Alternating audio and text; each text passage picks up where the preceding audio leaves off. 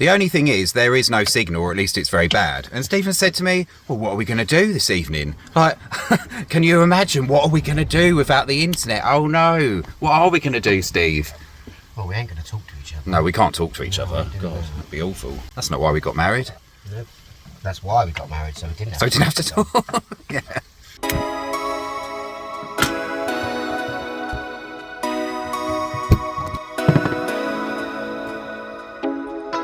For everyone sensitive about their tea making, please look away now.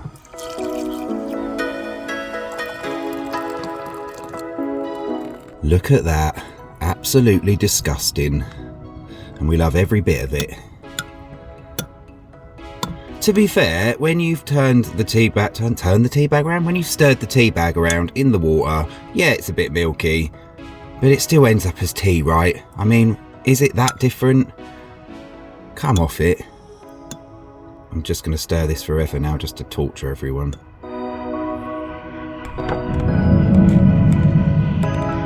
So today's luxury spot we've woken up in is an industrial estate, which is actually quite full of cars and things this morning, so we ought to just get packed up and go, because we might be taking up a space. It was absolutely empty last night, apart from trucks, but there weren't really any cars here. Still, it did a job and was probably, weirdly, one of the most peaceful places we've ever actually stayed.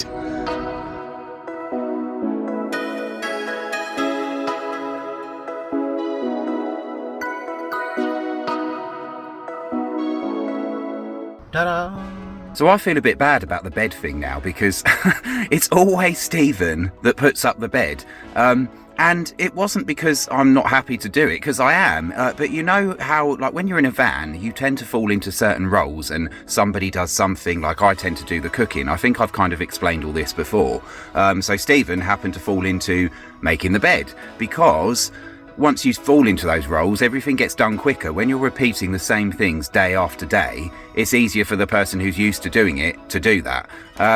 But yeah, so it's not like I'm not forcing him to do it or anything like that, I promise. But as I said earlier, this morning we've woken up on an industrial estate. I don't think we've stayed on these sorts of places very often, but they're usually a good port in a storm. There's quite a few around. Well, of course, there's loads and loads, thousands probably. And I think people tend to avoid them because they're not very picturesque. But usually they're somewhere you can be quite discreetly and just park and leave, and nobody's bothered about you because it's just warehouses and things like that, and usually trucks. So they're probably used to just random things parking. I'm not saying set up camp, but then why would you want to do that on an industrial estate anyway? I don't know, but really good for a night. And amazingly, it was so peaceful. I don't know why it was so peaceful, but it was perfect. So definitely recommend trying those if you're stuck. Some places are harder to park than others if you're looking for wild camps. I'm going to say that word again, but not wild camps, like free camps. These places can be a real get you out of a bind. Morning, Stephanie. Morning. Where are we going then? To Tesco's. Oh yeah, we're going to Tesco first. We need to get fuel. Yeah, need petrol. Yeah. So that today we are heading out west. We're going to the West Country. So we're heading to Devon, aren't we? Yeah. So that's the plan. We've got about a week before we've got to go back to work again for a little bit. So we're going to try and fit in as much as we possibly can. But we're going to go to, hopefully, North Devon, because we haven't really explored that. We've passed through and we found a couple of little amazing places we've explored in the past, but we haven't really lingered there for long. Is the weather going to hold? I have no idea. There seems to be constant weather warnings. We had a few days of sun, but it vanished. It's a bit chilly. Yeah, we'll see. We'll just press on regardless, won't we? So where are we going? I don't know. We're going to go somewhere. We're heading towards Devon, but what we're going to do is there's a place we're going to stop before that, and I'm not sure if that's technically Somerset because we've got a bit of a drive. I don't know. We'll see you that side anyway. Let's get cracking anyway. Let's go. We'll never get there. No, we won't. See you in a bit. See you in a bit. Or like later.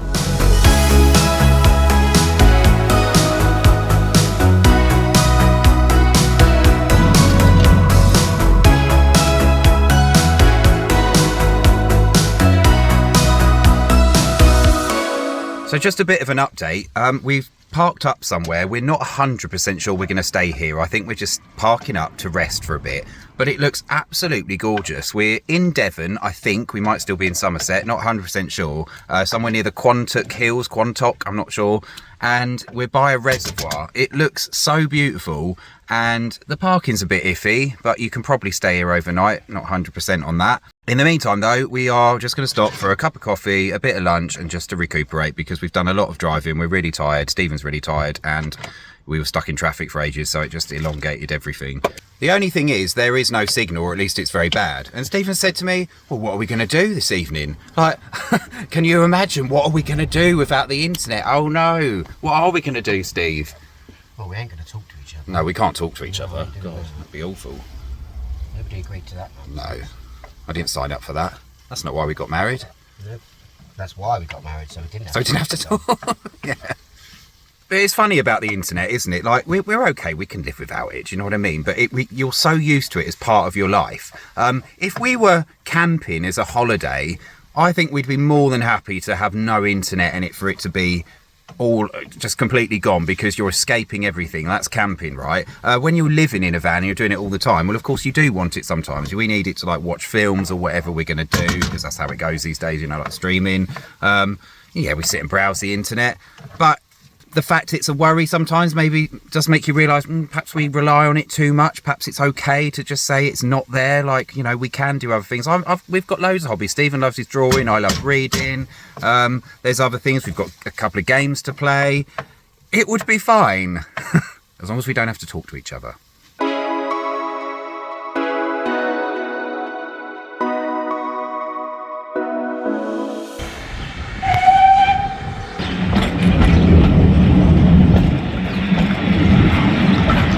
Right, where are we, Stefan? Is it watch it? Watch it. Is it wash it? Oi, watch it. Watch it. Watch it. I think it is just watch it, but watchet. It's watch, E-T. So watch it, I guess. Watch it. Probably said, pronounced nothing Watch like it. that. Subscribe. Yeah, watch us. Yeah, we're in watch it. We haven't had a look round yet. Well, not properly. We've had a little glimpse. How excited are we about this, though? Doesn't it look like a real gem of a place? It looks like a beautiful little place. And we thought... And I did notice that I might be able to get an ice cream without taking out a mortgage. But we will see. If it's not 50p, Stephen. Well, I don't mind paying a couple of quid for an ice cream. I think that's okay. But it's just when it's £4 for one small scoop, I just think... Yeah. No. It's gone nuts, hasn't it? However, we did look in some of the restaurants, and some of the prices, there's quite, for this is a tiny place, but looks like there's quite a few pubs and restaurants, and some of the prices didn't look too bad. And we noticed a place selling coffees for £2, which, you know, actually seems quite good these days. Yeah, we saw a cafe, and I don't know if the prices are up to date, because sometimes they don't update things in the window, do they? But a big belly buster breakfast type thing was about £7.50. Which I haven't seen for a very long time. Normally they're like a tenner. I misread the sign, which I might have done. We'll see tomorrow. But it looks like this is a really nice little place to visit that's actually affordable. So we're going to have a look tomorrow. Yeah, the jury's still out, but at the moment it looks very promising. Plenty of time to complain and moan yet. Yeah, well, I don't complain for the sake of it. No, but it's part of you. There's just too much in this world to moan. You've still got like 1,000 blood cells that make up moaning. Actually, that's not many blood cells, is it? They wouldn't amount to anything. Anyway, we shall see. By the way, we're not in Devon, we're definitely in Somerset, and the beach area, it feels like we're more kind of the edge of the Bristol Channel, you know, when you're kind of still there but not quite far enough out to call it like the Atlantic. It's kind of on that cusp, but still it looks interesting, not like sandy beaches or anything. It looks like kind of fossil type beaches, which will still be really fun to look around. It's just, as Stephen said, the weather looks like it's going to be utterly crap, so we will press on though. We got an umbrella and I'm sure it'll be fine, but both very excited about this. So yeah, we'll see tomorrow, because whatever happens, we're paid up until about 5 o'clock tomorrow evening, so we're going to go out and just explore the town and hopefully go on a little walk and not get drenched. It feels like we're on holiday, doesn't it? It's like we're not on holiday, but it's got that holiday vibe. We kind of are on holiday. I suppose it is a holiday. It's a permanent holiday. Well, of course it's not a permanent holiday, but it's very nice that after 2.5 years that you can still be in your van and you get that holiday vibe. So that's what you do it for, right? That's why you're in a van, one of the reasons anyway. You can go somewhere and you still feel like a little tourist and it's holiday time. Yeah, that's really good. It hasn't worn off at all, mostly because it's not always there, because that's not the reality. But right now, it definitely feels like that. So in the interests of trying to be good today and avoid us spending out on tasty treats, we are having our porridge, our breakfast like good boys. Although I'm very aware it doesn't look appetising and looks like something I've kind of just swept out of the corner of a shed somewhere. But I'm sure it'll be fine. Did you enjoy your dusty bowl of nutrients this morning, Stephen? I did. I like a bit of raw porridge. I much prefer it to cooked porridge. Yeah, we never cook it now, do we? Not really. No, I much prefer it that way now. But if we're being completely honest, half of that is convenience because it's just another thing to deal with in the van. Yeah, so raw porridge it is. It is. Tasteless and good for you.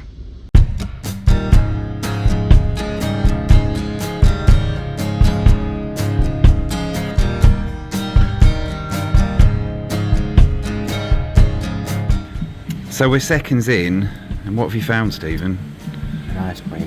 What did we say about let's eat breakfast like good boys so we don't buy treats? I was always having this today. Mr. Whippy in the morning on a rainy day by a seaside town. Welcome to England. Yeah, as is tradition. So you know how most people have to worry about their ice creams melting? Stephen's got to worry about his being washed away by the endless rain. Aye. So we're taking shelter right now.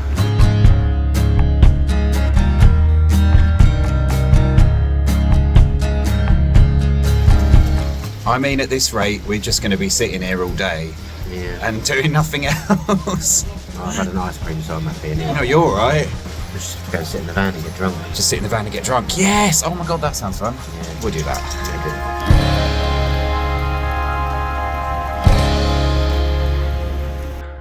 Right, change of plan. We've come back to the van. As soon as we stepped in the van, it stopped raining. So the idea was we come back to the van, have a drink to let it pass because the forecast seems to say it's going to be better this afternoon. So we're going to have this, go up and get our fish and chips because that's what we've decided on. And there's a place here we've picked. And we're going to bring it back to the van to eat. And then by then, hopefully the weather's sorted itself out and it'll all be perfect just for us so we can finish the rest of the video. But not just finish the rest of the video, so we can actually enjoy the town. Aye. Because this looks really nice. Like, I really want to enjoy it. Yeah. But we are staying another night. So whatever happens, hopefully we can add on some other bits tomorrow if need be. Yeah.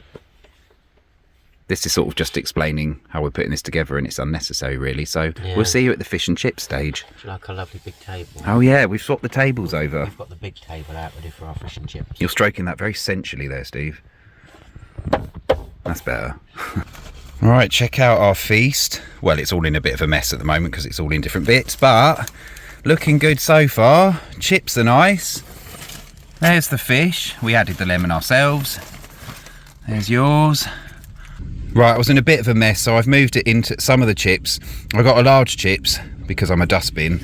So I moved some of my chips into my box with my large cod.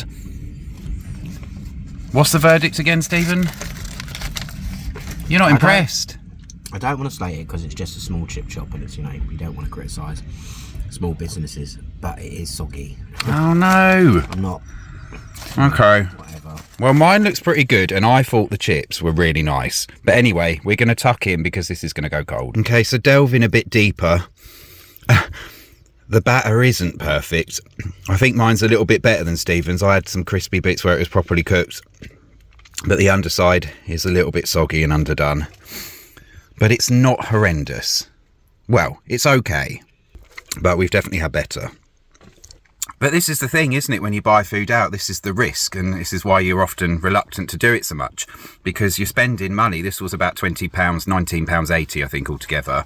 And so if it's not great, that's a lot of money to spend, isn't it? And waste. You know, we'll sometimes go into a pub and spend £5 each on a pint of beer, but at least you know what a pint of beer is. You know what you're getting. Of course it's massively overpriced, but with food it's a game of roulette. You never know what you're actually getting, but it's all right. I mean, we tried one outside of town And it's not too, you know, I've definitely had worse. I think mine's better than Stephen's, but we've certainly had better. Anyway, let's just eat it, shall we? Okay, so final fish and chip verdict, Steve, from Watchet.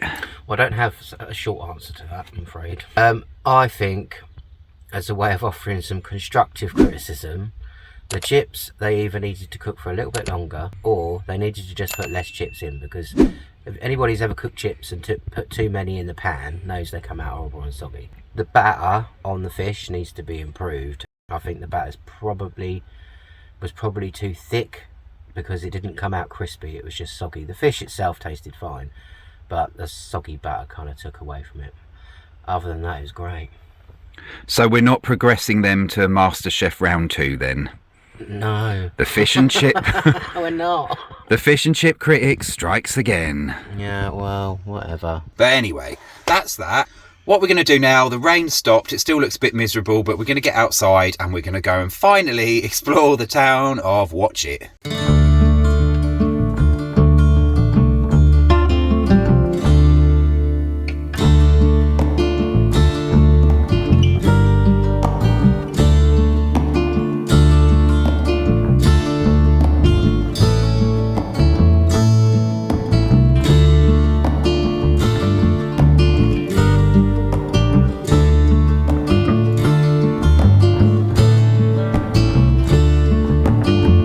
This is actually a gun shop. It's a tiny town and they've got a gun shop.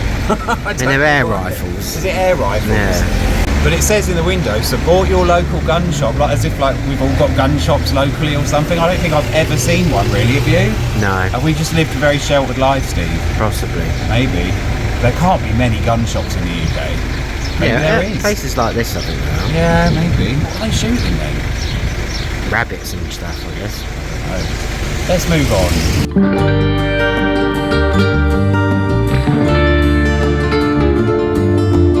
So we came down here yesterday and it was like this. Not much water, just the river coming out or whatever it is. 2 hours later, probably less than that, it was absolutely up to the wall here where the tide had come in. So how quick is that? The turnaround was unbelievable.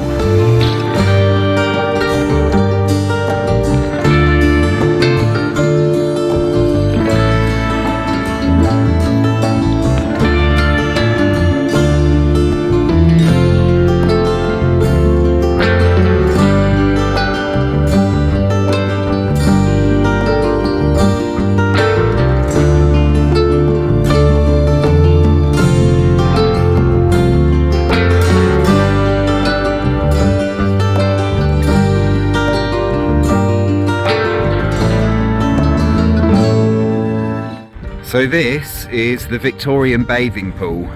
I think that's what it's known as, presumably because it was from Victorian times. And you see a lot of these around the coast in seaside towns. And sometimes they're still used. But I guess the idea is they caught the water when the tide went out, so you're left with a natural swimming pool. Is that right, Steve? Obviously it looks quite grim at the moment, but I can see the idea behind it, and certainly in the summer it's probably got its uses. But it's a very rugged beach, rocks and pebbles, shingle everywhere, and you can see whales over there. So we're not quite out at sea. This is still what you'd class as the river estuary, the Bristol Channel, before it properly becomes the sea, although of course it is seawater. I think a lot of people aren't fond of these types of beaches because it's very rubbly, all rocks and very jagged. You know, it's not the sort of thing you can sit and sunbathe very easily and enjoy the sand, etc, etc. But in a way, these types of beaches are more interesting because there are so many rock pools and so many little things to explore. You can find fossils along here, on either side of the town actually, it's known for fossils, all different types of rocks and gems. So I think these are a bit more interesting and possibly even more fun for kids than a regular sandy beach. You know, they're not always the most attractive, but there's something about the kind of desolate wasteland look of it all.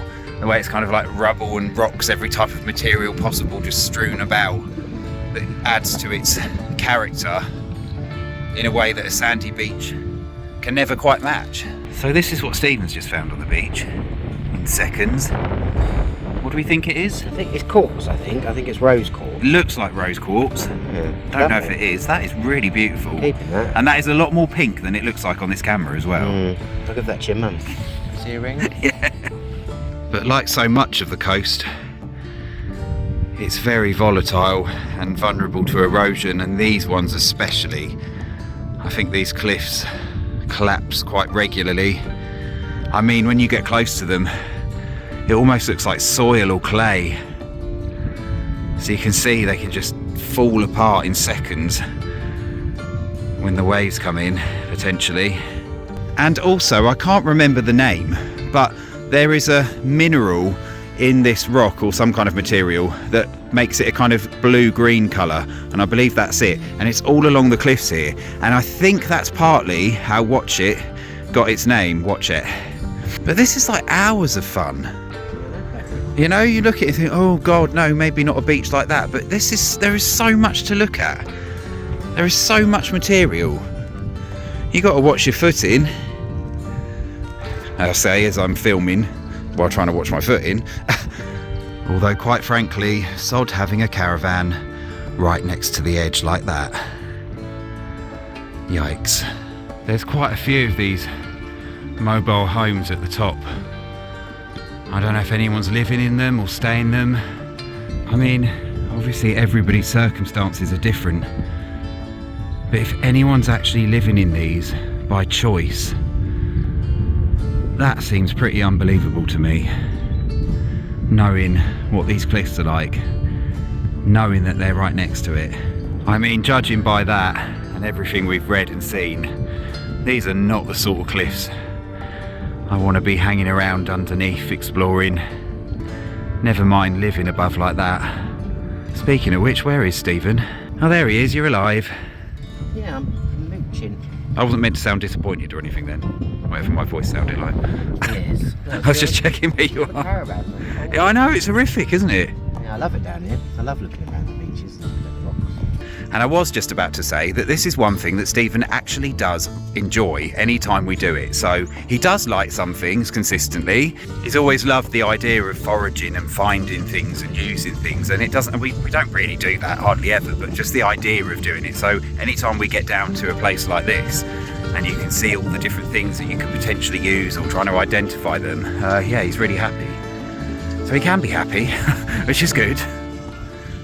Not very often, but, you know, he can be.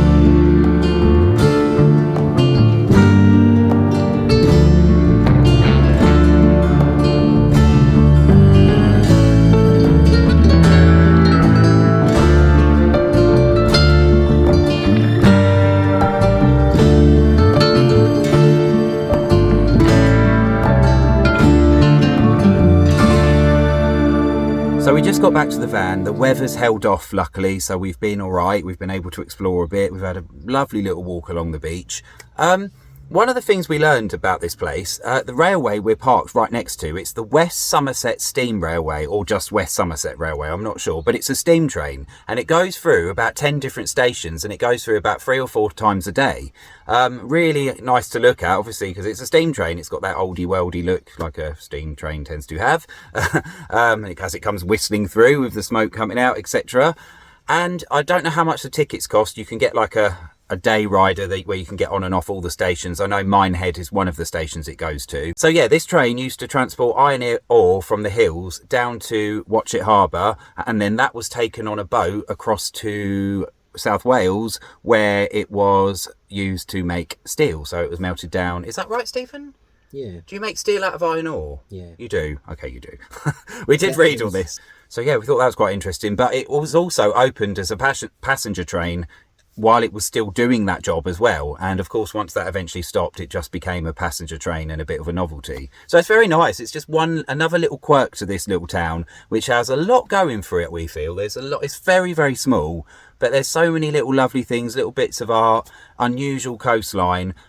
Yeah, never would have heard of it, but I'm glad we stopped here. So we're off now to see one last little thing, something a little bit sacred, apparently. And it's just outside of the town, which we've nearly got run over trying to get to. So I hope it's worth it.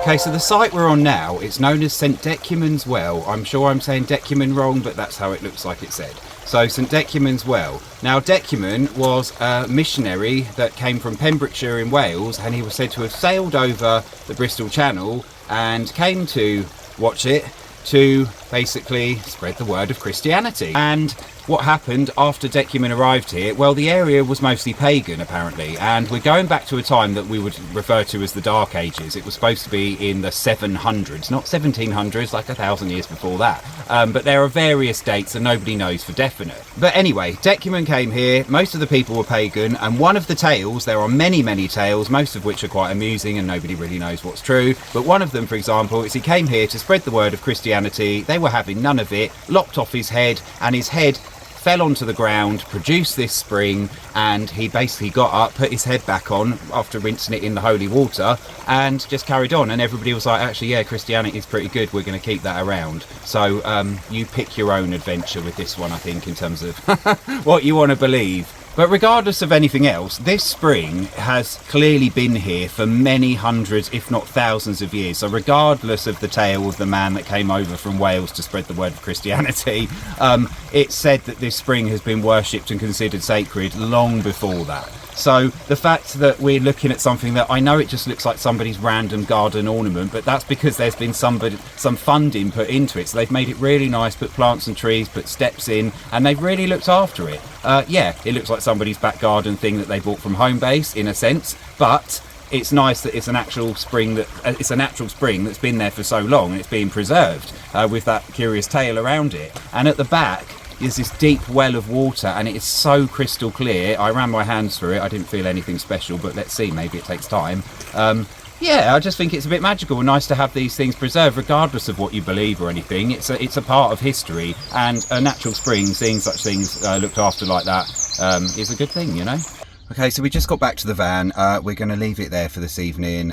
We haven't finished all of Watchet because the weather obviously rained a lot of it off today, so I'm sorry if we haven't shown it in the best light, but we'll try and do some more of it tomorrow. But what I will say is please come here, because this is such a lovely little place. The fact you can stay in a motorhome or a camper van as well is really nice, but it's such a lovely place. I think people probably skip past it quite often just to get to Devon and Cornwall. Yeah, just come and have a look, because I think you'd probably be surprised and actually enjoy it. And with that, we're going to settle down for the night, and we'll see you in the morning. Aye. Right, good evening. So this is actually the next day now, the next day and the next evening, because we kind of realised we didn't actually finish the video. Yeah. So we're professional as always, but we somehow managed to cobble it together. And we've stopped somewhere. We're on a campsite now because we need to have a wash, and we need to do other bits and bobs that you need to do on a campsite. So that's what we're doing. But yeah, before we go, watch it, Stephen. What did you think? I loved it. I loved it down there. It was really, really nice. Car park we stayed in was really nice and quiet. You know, it's only about £6 for 24 hours, which I think is good. There's plenty of places to eat. We didn't eat out, but there's plenty of places to eat, and it didn't seem overpriced either. No, and we did get fish and chips though. Yeah. I think it was a really nice place, so definitely go and visit. And I think they want the tourism as well. So definitely go down there and have a good look. You said you could live there, didn't you, even? Yeah, I would. I would live there. That's nice. It's a really nice little place. So it's a thumbs up from Stephen. Two thumbs up from Stephen. We need to start getting over the shock of this, because it does sometimes happen, as you've seen, but still very nice to hear. So yeah, watch it. As everything Stephen said, it was a place I feel that people skip past to get to Devon and Cornwall because it's on the edge of Somerset. It hasn't got that typical picturesque beach, but it's got an interesting beach if you're into that kind of thing, fossils, etc., and a very interesting coastline, and you're on the river estuary technically before it becomes a sea of sorts, but it's still well worth it. Still a very picturesque, beautiful little place, and as Stephen said, I think they do want people to visit, and it's very nice that they welcome vans there, which was very encouraging and made us want to spend. You know, that's why we got the fish and chips there. We can't always do it, but we did. Stephen got an ice cream as well. I did. Yeah, and if we would go back there, and yeah, we would both live there. It's just a gorgeous little place. One thing I will say, we completely, I don't know what happened, either we just forgot or ran out of time, but there's a museum there that looks just really interesting, full of different things, and we totally forgot to go to it. So that's another thing you know, to see that we never actually showed you. And there's other things we probably missed out on the video as well. Yeah. But otherwise, it's a thumbs up, and we really loved it. So I hope we kind of did it some justice in some way, despite the weather. Yeah. I look really red, but I have just been for a run, although I always look red. So I don't know why I need to justify With that, we're going to end the video. We are going to end the video. Please like, subscribe, push the notification bell thing. It doesn't cost you anything, and it does support the channel to grow. And we'll see you on the next one. Yeah, thank you for your support. Thank you for watching, and we will catch up with you on the next video. Bye. Bye.